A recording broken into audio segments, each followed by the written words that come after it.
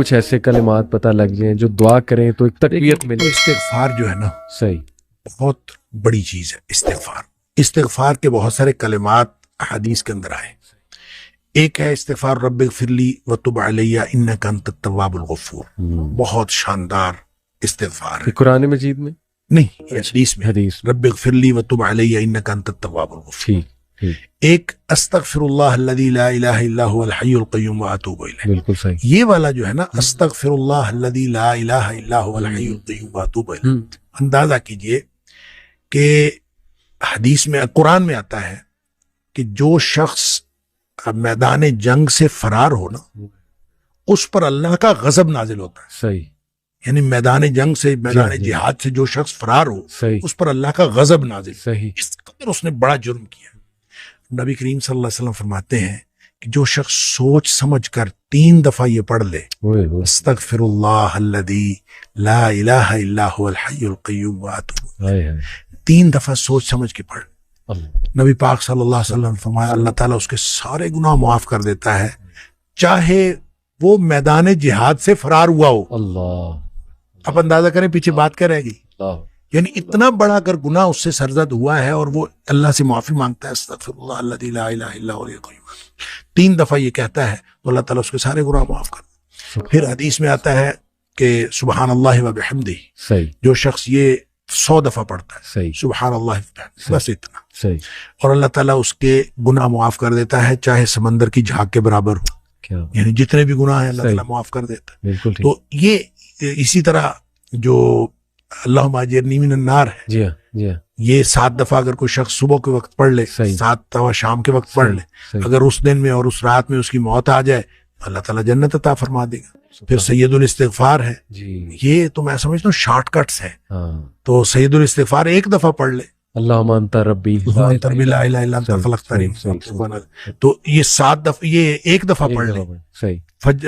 دن کے کسی ایک حصے میں پڑھ لے، اس دن فوت ہو گیا تو انشاءاللہ جنت میں چلا جائے گا. سبحان. رات کے کسی ایک حصے میں 1 دفعہ پڑھ لے سبحان. تو اس رات فوت ہو گیا تو جنت میں چلا جائے گا. تو گویا صبح شام کے یہ اذکار میں یہ تو شارٹ کٹس ہیں صحیح. کہ اگر انسان یہ پڑھ لے صحیح. تو انشاءاللہ وہ جنت میں جائے گا. باقی جو انسان کو یہ خیالات آتے ہیں نا، سائیکولوجیکلی انسان کو ریگریٹ ختم نہیں ہوتا، جی. یا گلٹ ختم نہیں ہوتا، جی. یا آپ کہہ لیجئے کہ اس کے وسوسے ختم نہیں ہوتے، ایسے تو اس کے لیے ایک علاج نبی کریم صلی اللہ علیہ وسلم نے بتایا، وہ ہے لا حول ولا قوت الا باللہ. واہ. بس اتنا. صحیح. اور اس کو اگر 100 دفعہ کوئی شخص پڑھ لے، اچھا. لا حول ولا قوت الا باللہ. صحیح. صحیح. لیکن پڑھنا کیسے ہے؟ پڑھنا اس طرح نہیں ہے کہ آپ بس پڑھتے جائیں. یہ ہے کیا لا حول ولا قوت الا باللہ؟ اصل میں کیا ہے؟ حول کا معنی بھی قوت ہے اور قوت کا معنی بھی قوت ہے. لا حول ولا قوت، یوں کہہ لیجئے نہ کوئی اجتماعی طاقت نہ کوئی انفرادی طاقت الا باللہ، سوائے اللہ کے، یا نہ گناہ چھوڑنے کی طاقت نہ نیکی کرنے کی طاقت صحیح الا باللہ. یعنی یا تو ایک کو پازیٹیو بنا لے، ایک کو نیگیٹو بنا لے، یا ایک کو اجتماعی یا ایک کو انفرادی. صحیح. اب اللہ کے سامنے اس کو اپنا مسئلہ سمجھ کے نا، اپنا جو بھی مسئلہ ہے وہ سوچے، صحیح، اور سوچ کے اپنے اللہ کے سپرد کر دے. یا اللہ میری تو کوئی طاقت نہیں، نہ انفرادی نہ اجتماعی، الا باللہ. ہاں تو عطا فرمائے طاقت تو ہو سکتی ہے. کیوں میں اس کو کہتا ہوں یہ بے بسی کا کلمہ ہے. بے بس آدمی اپنے اللہ کے سامنے بے بسی کا اظہار کرے اس کلمے کے ذریعے. صحیح صحیح.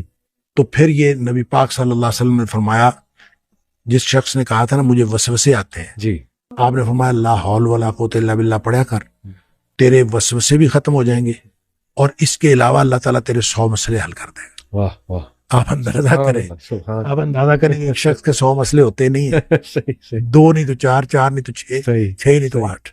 اس سے زیادہ مسئلے تو کسی کے ہوتے ہی نہیں. تو لا حول ولا قوت الا باللہ پڑھنے سے وسوسے بھی دور ہو جاتے ہیں. اور اس کے علاوہ، اور وسوسے جب حدیث میں اس کا لفظ وسوسے آتا ہے تو میں اس کا سمجھتا ہوں کہ اس سے مراد سائیکولوجیکل پرابلمز ہیں.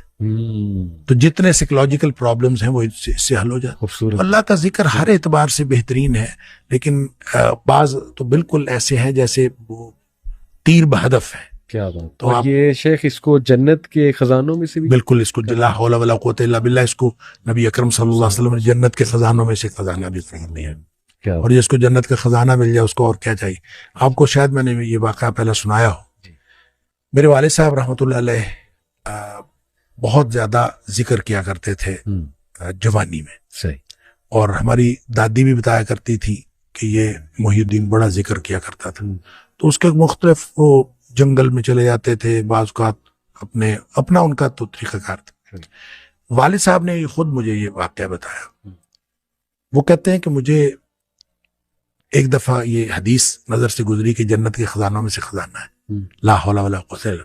تو کہتے ہیں میں نے اس کے بعد باقی سارا ذکر جو ہے کم کر دیا. اچھا. تو سب سے زیادہ اسی کو پڑھا لا حول ولا قوت. کہتے ہیں میں نے یہ سوچا کہ جس کو جنت کا خزانہ مل جائے اس کو اور کیا چاہیے. تو کہتے ہیں میں نے صبح و شام کثرت کے ساتھ لا حول ولا قوت الا باللہ لا حول، بس یہی. اصل میں یہ بات والد صاحب نے مجھے اس سوال کے جواب میں بتائی تھی کہ والد صاحب نے کبھی بھی دنیاوی طور پر کوئی کاروبار، کوئی جاب نہیں کی. اچھا. نہ کوئی کاروبار کیا، صحیح، نہ کوئی جاب کی. صحیح صحیح. 16 بہن بھائی ہم تھے جن کو پالا ہے انہوں نے. تو میں نے ایک دفعہ ان سے پوچھا تھا کہ ابا جی آپ کو کبھی زندگی میں کاروبار کرنے کا خیال نہیں آیا؟ ان کا آیا تھا، ان کا کاروبار کا خیال آیا تھا جوانی میں. پھر انہوں نے یہ واقعہ بتایا ان کا، جب یہ میں لا حول ولا قوت الا باللہ بہت زیادہ پڑھتا ہوں، اس سے پہلے کہتے ہیں میں سوچا کرتا تھا کہ میں کوئی کاروبار کر لوں. تجارت کہتے ہیں مجھے بہت پسند تھی، اس لیے بھی پسند تھی کہ نبی پاک صلی اللہ علیہ وسلم کو تجارت پسند تھی، اور اس لیے بھی کہ نبی پاک صلی اللہ علیہ وسلم فرمایا اس میں بہت زیادہ برکت ہے. صحیح. کہتے میں سوچا کرتا تھا، کیا نہیں کبھی. صحیح. تو جب لا حول ولا قوت الا باللہ میں نے بہت زیادہ پڑھا، کہتے ایک دفعہ خواب میں مجھے اللہ تعالیٰ نے دکھایا کہ میرا یوں کر کے دھڑ جو ہے وہ آدھا کر دیا گیا. اچھا. آدھا کر کے مجھ سے الگ کر دیا گیا.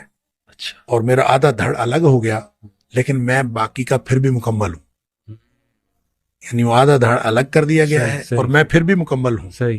اور مجھے خواب میں ہی بتایا گیا، یہ سمجھایا گیا کہ تیری دنیا ہم نے تجھ سے الگ کر دی ہے. جنت مانگتے تھے نا اللہ، تو ہم نے تجھ سے تمہاری دنیا الگ کر دی ہے. تو والد صاحب یہ فرمایا کرتے تھے کہ اس کے بعد مجھے زندگی میں کاروبار کرنے کا خیال بھی نہیں آیا. اس سے پہلے خیال آتا تھا، کیا تو پہلے بھی نہیں تھا، اس سے پہلے خیال آتا تھا، اس کے بعد کبھی کاروبار کرنے کا خیال